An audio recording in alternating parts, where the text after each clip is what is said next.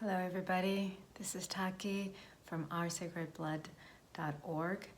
This is a global movement that involves all humans of all backgrounds, honoring their bodies, the earth, and what flows through them in connection to the earth. And for us in women's bodies, or those who have wombs, it is including our menstrual blood. And so one of the things that you're invited to do, whether you're in a female or a male body, is to make an offering. Make an offering once a month on the new moon. And that can be an offering of your menstrual blood if you are bleeding, or it can be of semen, or it can be of saliva, hair, a part of you, an offering to the earth to reconnect with its energy and reconnect yourself with the cycle of life and of nature. So one of the things, of course, as a result of that invitation is, well, what happens if I'm not bleeding on the new moon? How do I make that offering? So we already have videos up on preserving your blood through an elixir, also creating an elixir that does not involve menstrual blood for those who are no longer bleeding or don't bleed. You can create an elixir, blood of my womb, blood of the earth. You can create an elixir with earth fruits and make that offering and add a little piece of you into it. Or it can be, like I said before, menstrual blood, and there's a tutorial, a video explaining how to do that. Today I want to share with you how to preserve your blood through drying it.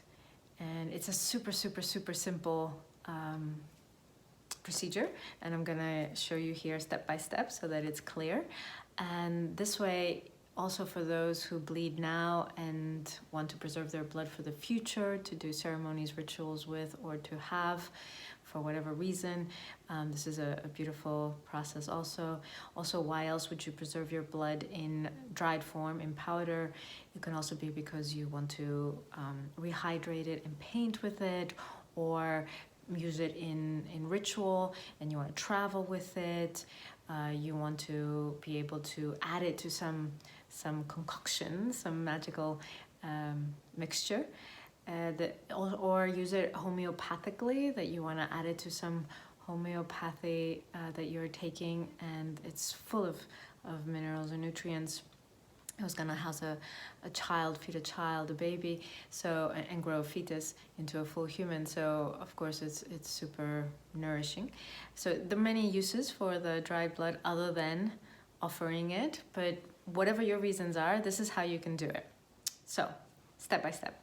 First of all, it depends where you live. I live in Finland. It's a super dry country. And we don't really have mosquitoes or ants or other flies or bugs that are gonna want to be, that are curious about the blood. So for me, I can just leave it in open air and it's pretty okay, except in the summer where there are flies. But it depends where you live. So what you would do is you would need a menstrual cup.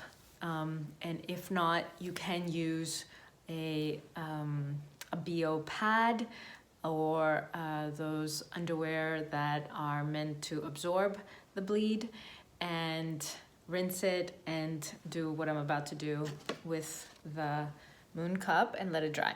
So you take your moon cup with your bleed. This is my actual bleed right now.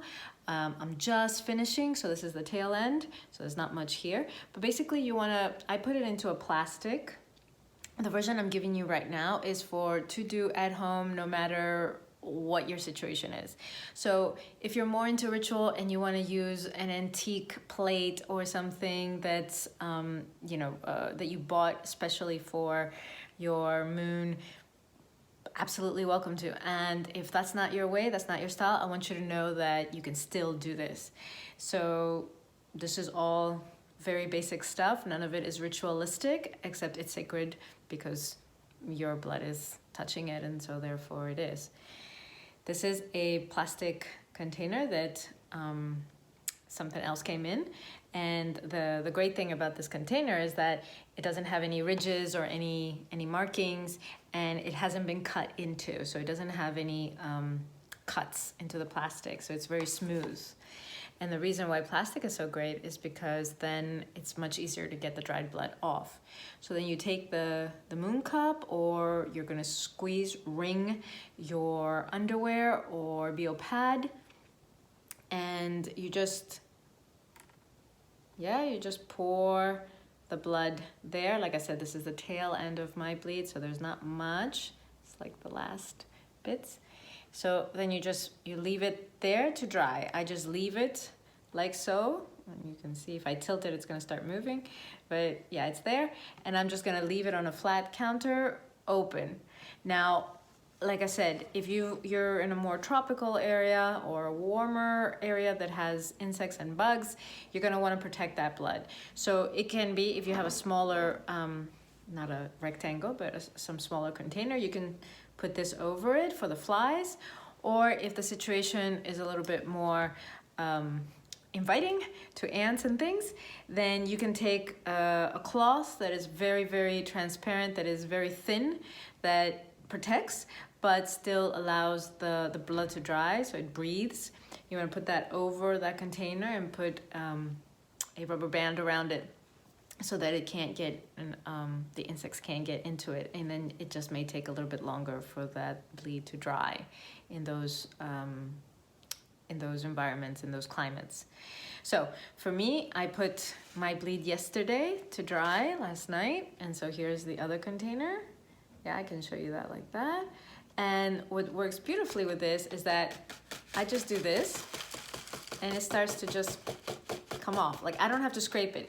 If I start to have to scrape it, I might get worried that some plastic is going to remain or get in with the blood if I need to go like this. So you want to have this, it's very, you're not oiling it or anything, but it's the plastic itself has its oil.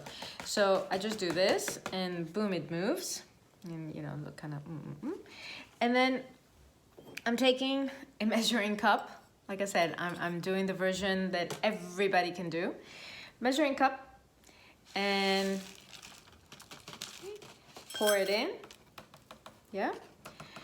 And for you, if you have a mortar and pestle, or you have some other way of grinding, then beautiful. And if it's more ritualistic, then wonderful. But if you're not into that, measuring cup.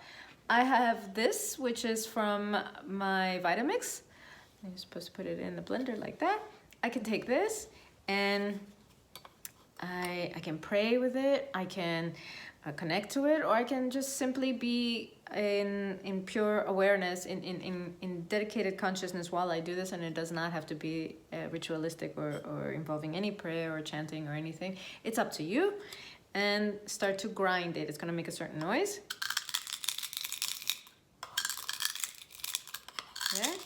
And so until it becomes powder. Okay, I'm not going to do that the whole time we're here. And then I have another container. Again, for me, I like glass, but if you just, if you have like a vitamin C container that you were taking some vitamin C or some vitamin D or whatever, and you have that plastic container, that's okay. It's all right. It's not a limitation at all. So as long as it's clean and doesn't smell like anything, then it can host the powder.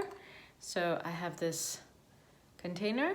It's a glass container. And so then I take whatever the container where I was grinding it was, and I just put in that mixture, and I keep adding to this. And then whenever I need it, I can just take a little sprinkle, rehydrate it, use it for art, use it for my offerings, use it if I want to make a potion. And some people really like to mix in other things. And so, for example, you can get dried roses, or get roses and dry them, or lavender, and do the same thing, grind and then add. I personally leave the mixture pure, and then I have separate containers that have other grounded herbs or aromatics or flowers like roses and rose petals and lavender, and then I can make a mix if I want to make a mix. So that's up to you. This is how you dry your blood. Super easy. super accessible and super useful. And yeah, would love to hear from you how you go, if this is your first time trying it, or if there's other things that you do to create your powder, how you use it or what you mix with it. You can keep this in your altar, or if you're not into that, in your bag, or when you want to use it and go somewhere with it, or just in a cupboard, and it's there for you. And this will last, it does not have an expiration date because it's fully dried, so it won't go bad. And yeah, blessings. Again, we invite you at oursacredblood.org to visit the website, to see the gallery, to contribute if you'd like with your own submission, meaning a writing and a picture of your journey with Our Sacred Blood. And it doesn't matter if you're in a woman's body or man's body, if you bleed or don't bleed anymore, etc. You're all welcome, because we all come from a womb. We all connected to our sacred blood, and we're all connected to the earth. And when we can reclaim our sacredness in our fluids and our bodies, we can reconnect to the earth's flow of energy, and we're all a part of it. So that's the intention on the new moon offerings. We welcome you to make your offerings on new moon as part of a global movement all over the world, reconnecting this way. The sacredness of what has been denied its rightful place for way too long. So reclaiming that, and would love to hear about your offerings, where you're making your offerings, where you're vibrating on the planet in this way. Thank you so much for joining today.